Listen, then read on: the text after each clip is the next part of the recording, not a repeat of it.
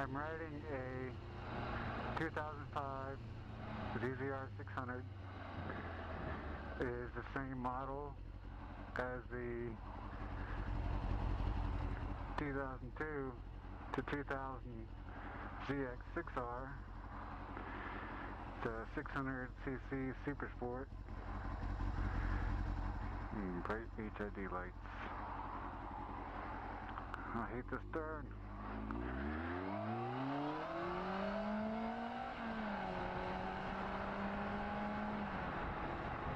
And we made it. It's a great bike though, man. I love this bike. You know, I got thrown into it well, luckily. Only had 2 get-offs. When I first started riding, I learned about power steering pretty early.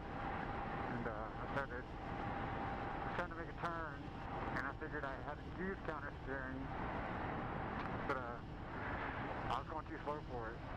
So I ended up riding off the road. As I tried to give it more, I kept going farther off the road, and once I got off the road, or getting close to it, I just did the old jump and dump, where you jump up off the bike into a run. I wasn't going that fast.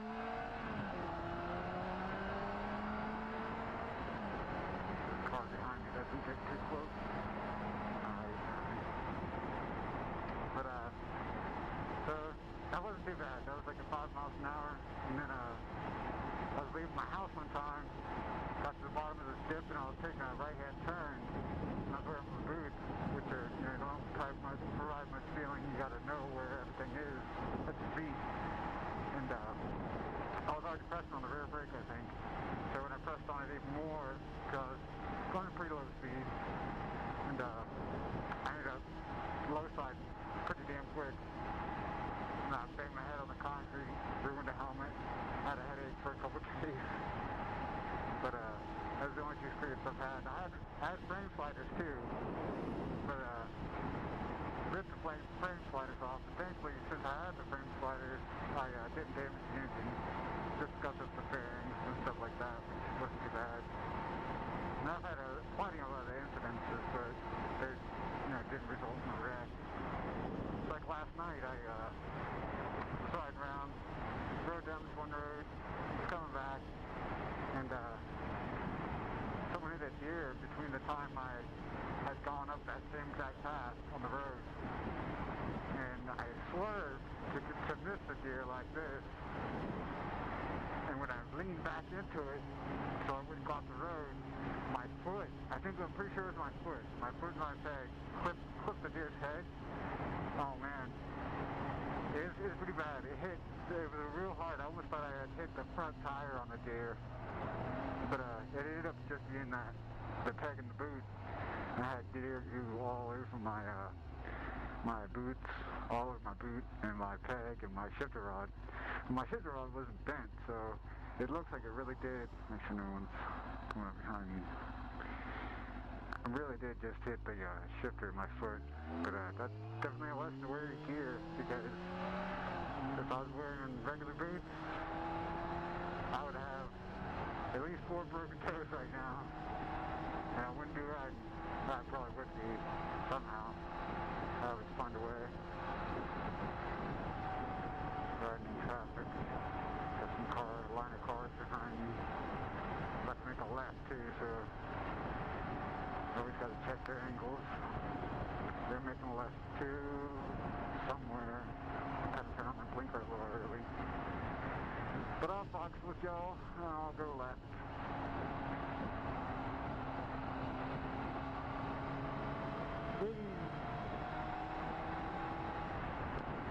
Jag is getting a little close there to that other car. He's moving pretty slow. Yeah, that's the only kind of get-offs I've had. I've had plenty of instances though where, like, like I'd say 95% of the instances I've had, like run across people that, where you almost get killed, where people just, accidents, and they didn't see me, or they weren't paying attention or something like that. And then probably about 5%, I'd say, where people actually tried to kill me. I had one guy like a driveway like this coming up right here, sitting at the driveway, and then he gasses it right as I was coming up on it, and I almost ended the bike. I mean, I grabbed the front brake hard, and so I was going pretty slow. When I passed him, he didn't pull out. When I passed him, he was pointing at me and laughing. So, I mean, people will do stuff and try and mess with you on purpose. Most of it, though, still a small percentage that you kind of stick to your own sort of area. And it's like,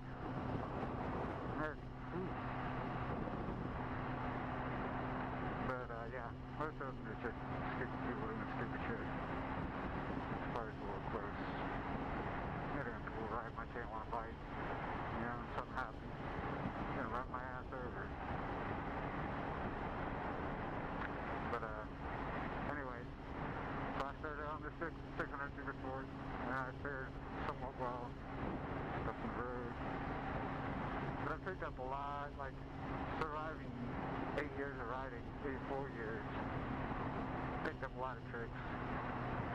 And cameras are cheap now, so I figured I'd start a vlog. Kind of funny, man, I feel old because of this damn camera. This camera makes me feel so old. I remember back in the day, and that makes me feel old saying it, but back in the day, I mean, a camera like this would have cost you $20,000 or something like that. Back when we were, like, I'd go rock climbing, we had a handheld camera, which, you know, wasn't too big, but it certainly wasn't the size of this GoPro that I got for $200, which is smaller than the palm of my hand, which is ridiculous, but it makes you feel old. They're not old, not too old. I figured once I turn in a race bike for another bike, or at least a race bike engine for another bike, that's probably when I'll be too old, starting to get old. Right now I'm only 33. Alright, we kind of stopped at the same time, so thank you. Cool. Yeah, you gotta be cool on the roads. I made a comment about a YouTube video where you see all these dudes that are just, like, there's one video in Russia where the guy brake checks a fucking car. Like, how stupid can you be? Like, you gotta be young, aggressive, and a hothead to do something that crazy. You get another one where the guy, you know, he stops an SUV behind him. Once it files down to a barricaded one lane, stops the SUV and gets off and starts yelling at the SUV driver. And man, I mean, some people I've run across, they'll plow you over. They would not hesitate to, you know? So, like, all of those people I see there, I don't think they're very experienced. Because now, like, when I first started riding, I didn't have much experience. I'd have situations like that happen. And, you know, they happen all the time if you ride a lot. But I'd have situations like that happen, and I'd get, you know, steamed up about it, get mad. Now, I'm just like, okay, dude, I'm going the other way. I don't know which way you're going, but whichever way it is, it's not the way I'm going. And that's kind of how you have to react to all these situations that make you want to, you know, shake your fist. You know, you almost fucking killed me. But, yeah, you gotta just cool it, stay cool, and get the hell out of there.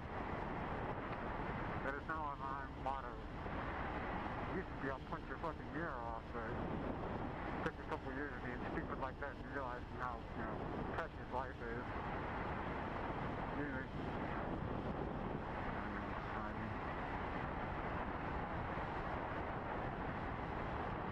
You also get to learn about cops when you start riding a motorcycle.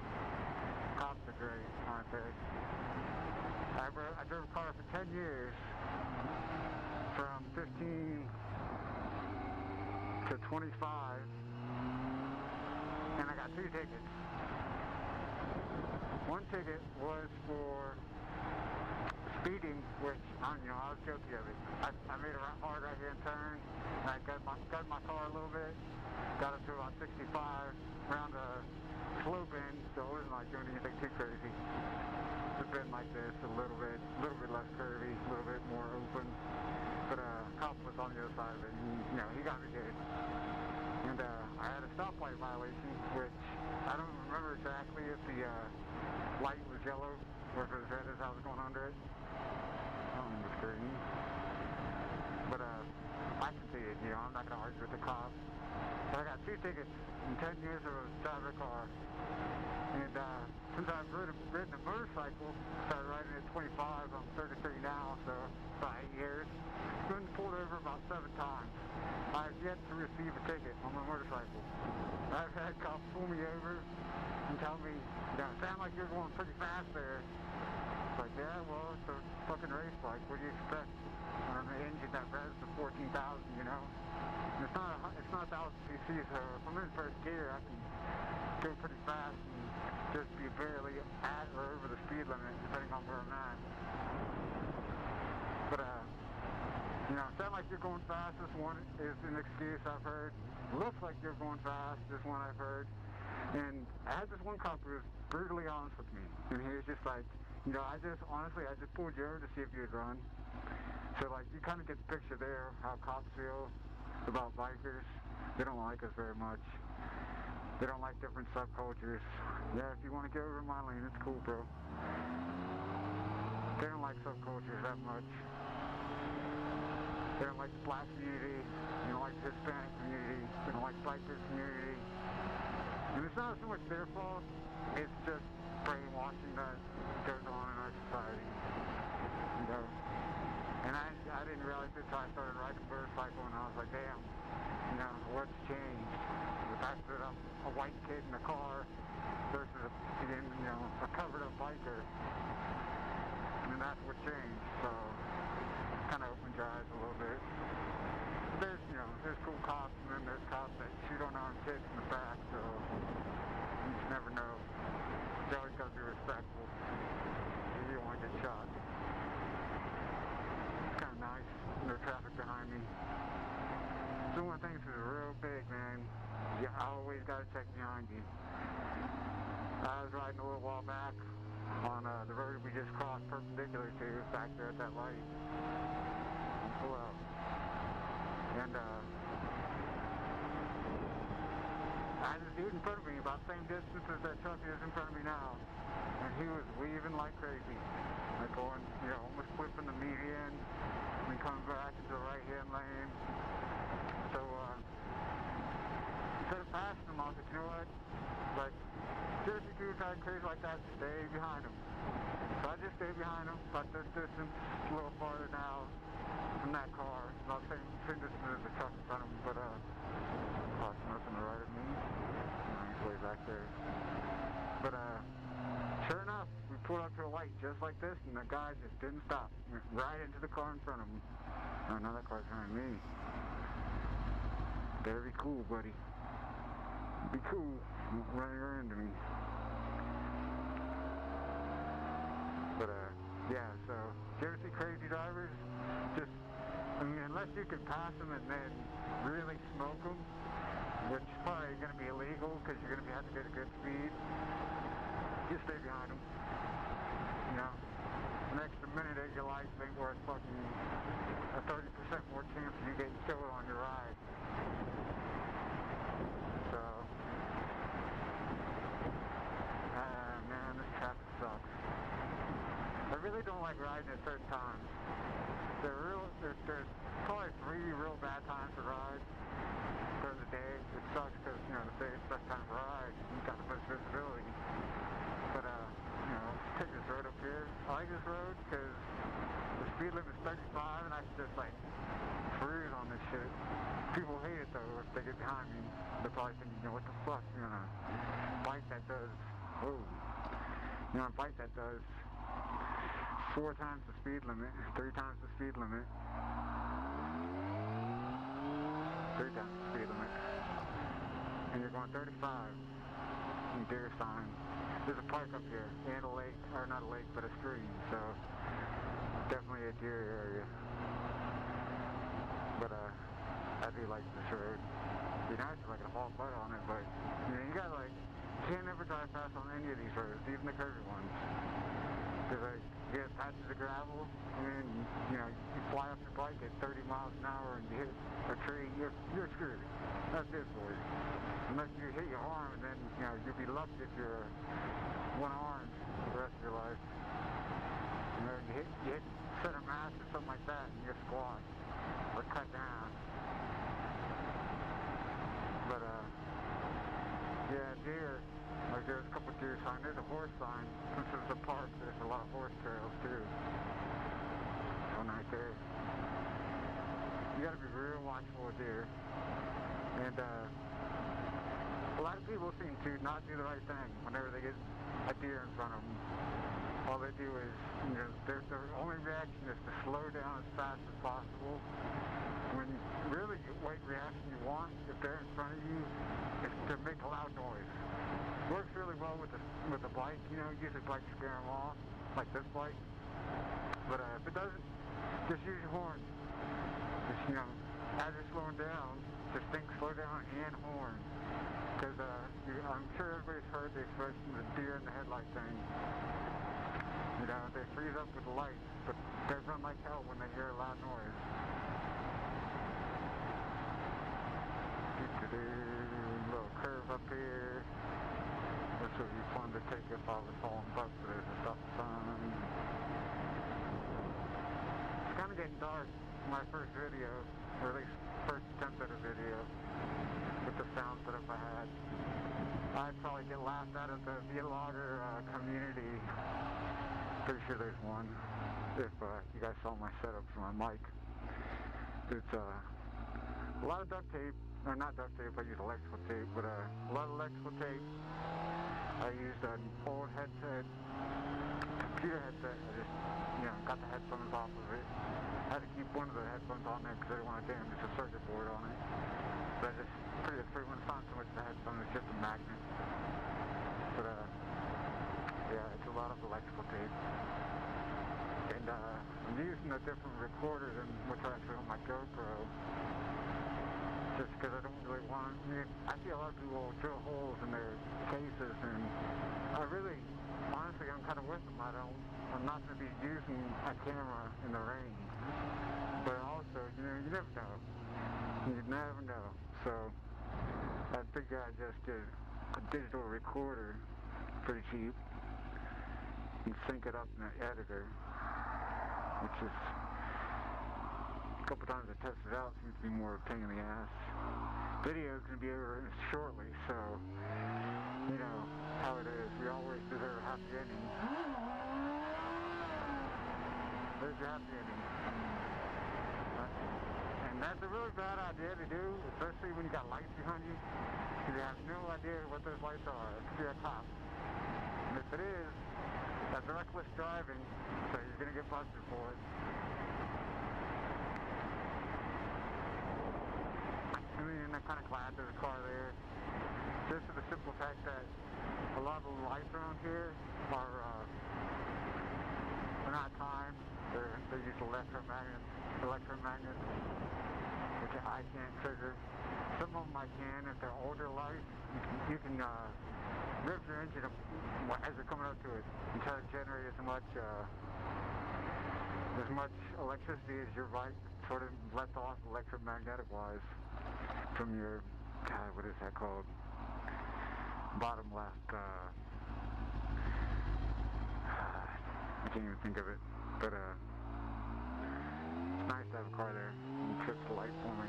That light right there, I've had to run about 20 or 30 times.